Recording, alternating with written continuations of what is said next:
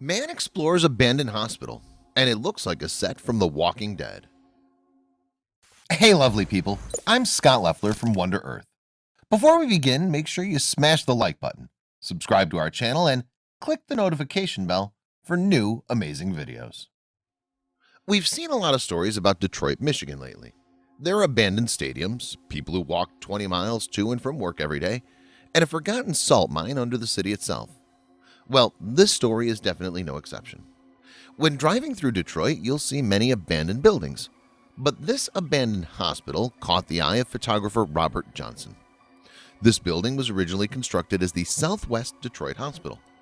It closed its doors in 1993 and then was sold to an area businessman named Harley K. Brown. Brown planned on turning it into the United Community Hospital. Unfortunately, after he drove the hospital into the ground when he tried to advance his boxing promotion career, this hospital took its biggest hit. It's been completely abandoned for 9 years now, but luckily Robert Johnson decided to go inside and see what interesting things he could find. Robert Johnson was in Detroit for 5 days documenting a variety of abandoned buildings, but this one caught his attention the most, so he decided to explore. Being vacant for 9 years, it looked like some of Detroit's homeless population had started to call this abandoned hospital home. As Johnson made his way downstairs, he came across this room. The metal stairs were starting to split, and there was a sheet of ice on the floor below. In the corner, he noticed what looked like a crawl space, which he found very odd. When he got down to the ground, he realized that this was not a crawl space at all. The basement had flooded and had since become frozen during the harsh Detroit winter. Because some of the ceilings were so tall, he was able to stand up inside. There were items frozen into the ice that were clues from the past. They were encased, leaving a haunting sight in the cold abyss below his feet. Once he started navigating downstairs, he let his intuition carry him throughout the building. He saw this piece of abandoned exercise equipment and decided that was the direction he should go. In some of the halls, there were abandoned pieces of furniture in random places, including mattresses that were now frozen in the ice. Some of the abandoned equipment had been there so long it was completely covered in rust. He decided to keep on moving to see what else was there, just waiting to be discovered. When he looked down, he saw a large table underneath him near the surface of the ice. When he took the picture, he heard the sound of splintering ice which echoed throughout the basement. The splintering noise definitely scared Robert Johnson. Can you imagine falling through the ice in a nasty cesspool?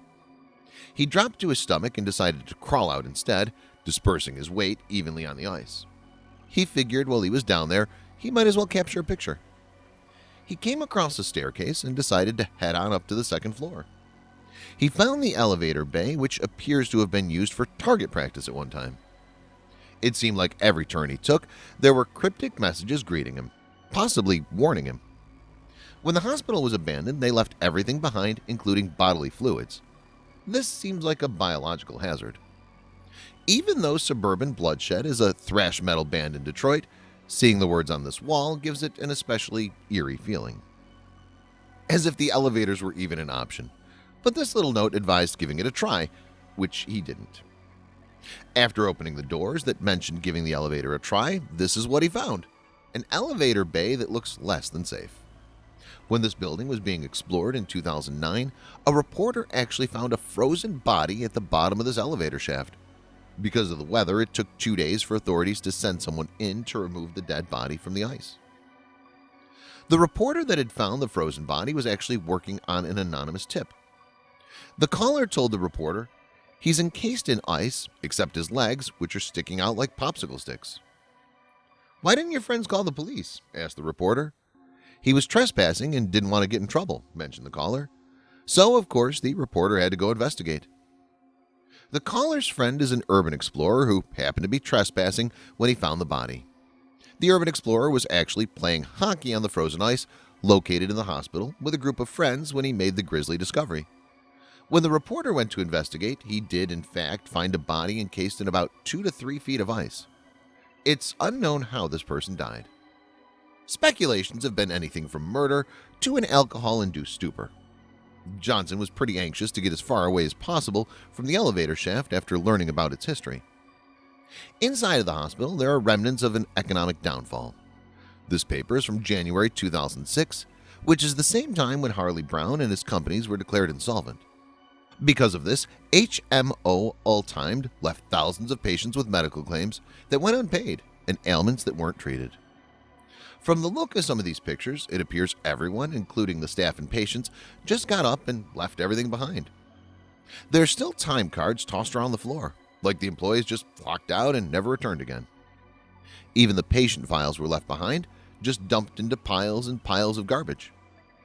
The longer Robert Johnson was there, the more tricks his mind played on him. Anytime he entered a room, he would wait quietly to see if he could hear other noises.